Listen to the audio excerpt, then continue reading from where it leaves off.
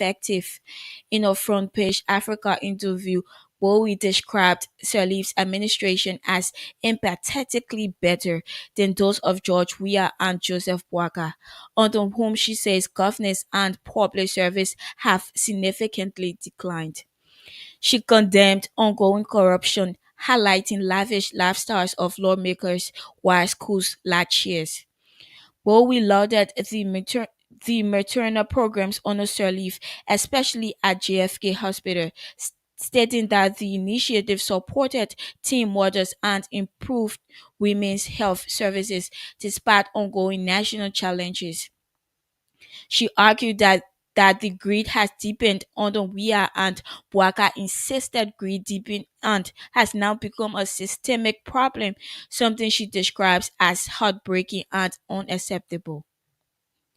Deputy Speaker Thomas Fala has openly declared support for the Boakai Kun administration months following his expulsion from the opposition Congress of Democratic Change.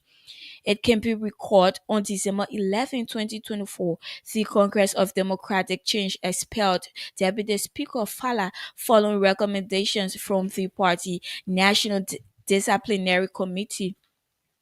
But speaking to his constituents recently, Fala voiced strong support for the Boakai's government, asserting that it is based on Lofa solidarity. The expelled CDC executive clarified that while he is not a partisan of the Unity Party, his support for the president agenda is deeply rooted in Lofa unity and development. In a related development, Chairman of Liberia People Democratic Party Moses Colley has endorsed the Boakai's administration barely a few hours after Deputy Thomas Fala announced support for the regime. Colley asserted that this support for the Boakai government is rooted in Lofa progress aimed at ensuring that President Boakai administration succeed. The Central Bank of Liberia and the National Identification Registry have suspended the enforcement of national ID card for banking transactions, citing administrative reasons. According to a release, commercial banks are mandated to relax their enforcement and act in compliance with this directive. Meanwhile, the institutions have announced the immediate suspension pending a resumption of mass enrollment.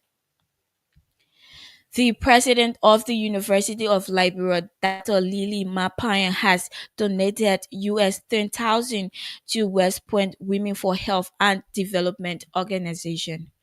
The move is aimed at fostering gender equality and advancing women's rights in Liberia. The donation held in West Point stemmed from a one-time legacy grant sourced from the Global Fund for Women where Dr. Marpayan once served as board chair. The donation presented Monday in West Point stems from a one-time legacy grant from the Global Fund for Women, where Dr. Marpayan once served as board chair. She praised the organization over 20 years of grassroots leadership, calling her work vital to women's empowerment in Liberia's largest informal settlement. President Mampire announced a new office for gender equality and women's empowerment at the University of Liberia, seeking to expand support across the Liberian communities. Receiving the donation, Cooper hailed the grant as heaven sent, which according to her comes amid funding setbacks. Former House Speaker Councillor Jill Fonati Kofa and three other lawmakers linked to the Capitol building arson saga risk being rearrested following a new directive from the Monrovia City Court. The court has ordered the defendants to justify their bond securities no later than Tuesday, June 24, or risk rearrest. The mandate came during a bond hearing on Monday after state prosecutors raised objections, arguing that the bonds posted by the accused must be verified for validity and sufficiency. Presiding Magistrate Ben Barco upheld the prosecution's request, warning that failure to justify the bonds could lead to its cancellation and the immediate rearrest of all defendants. Meanwhile, defense lawyers pushed back, calling the prosecution's demand an overreach of the court's jurisdiction and urged Magistrate Barco to dismiss the objection altogether. As of now, the court is holding firm for a potentially high-stakes bond justification hearing on Tuesday.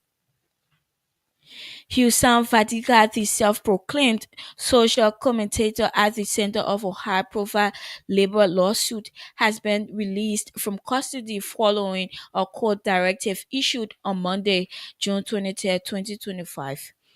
According to an official release order signed by Assistant Clerk of Court Randall Snare, the Monrovia Central Prison was commanded to release Mr. Fadiga, who had been detained earlier the same day.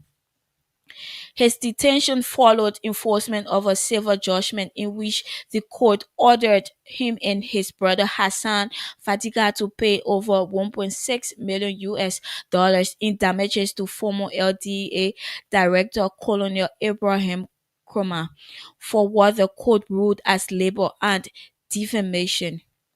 While the reason for his immediate release has not been disclosed publicly, legal observers suggest it may be due to ongoing compliance negotiations, bond adjustments, or a procedure fulfillment tied to a contempt charge also hanging over the defendants.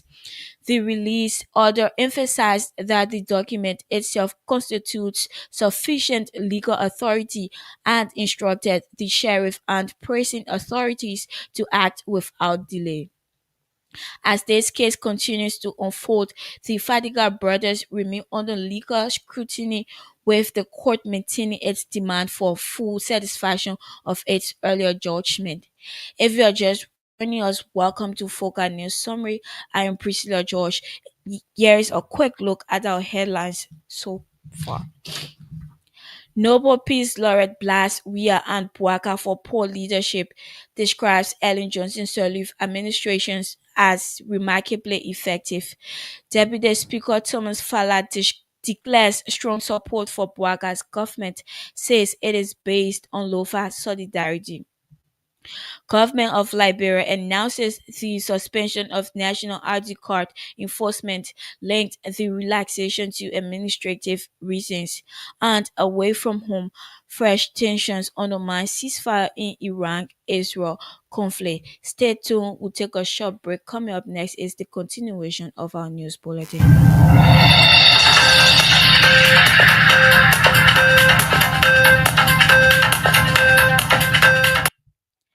Welcome back. Africa, CDC, and ECOWAS reaffirmed their commitment to strengthening public health systems during a 3-day regional workshop held in Monrovia, Liberia.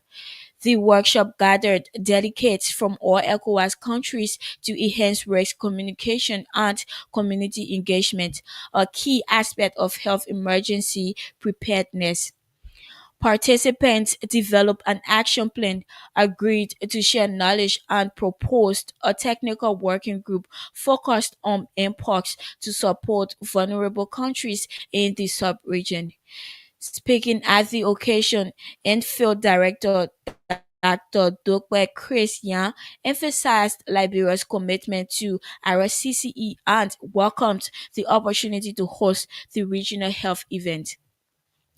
The workshop concluded with renewed collaboration and a vision for community-centered health responses across West Africa to better address future threats. The House of Representatives has summoned acting LEC Managing Director Mohammed Sharif to appear on June 30, 2025, for a contempt hearing following his alleged refusal to honor a prior invitation. This move, initiated by Fode Fambule, reinforces the House stance on accountability. Meanwhile, Representative Asik Cholople petitioned the House over a prolonged outage in Rivergy County, urging LEC to provide a clear explanation and restoration plan. Montserrat County Senator Abraham Darius Dillon has strongly dismissed allegations implicating him of engaging in political witch hunt against Labor Minister Cooper Cra. Senator Dillon stands accused of engaging in a plot to against against Minister Cra. However, Dillon refuted the claim, asserting that his advocacy is rooted in constitutional oversight and it is not on tribal sentiment. He vowed to push Labor Minister to ensure jobs meant for qualified Liberians are not given to foreigners through work permits. President Julius Maada Bio has been elected as new chairperson of the regional body, bringing a successful end to Bola Ahmed Tinubu leadership. The Sierra Leonean leader election as head of ECOWAS comes following a decision endorsed at the 77th Ordinary Session occasion in Abuja, Nigeria. President Barrow's ascendancy marks first time in the 50 years history as that Sierra Leonean leader has been appointed in the sub-region to the highest leadership position. His election to the highest decision-making body of the regional bloc comes at the time when the West African region faces reported threats of instability. Meanwhile, President Joseph Boakai has extended heartfelt appreciation to President Bao on his election. The Liberian chief executive branded the selection of his peer as a testament to his steadfast leadership aimed at fostering democratic governance and commitment to the collective progress of the West African sub-region.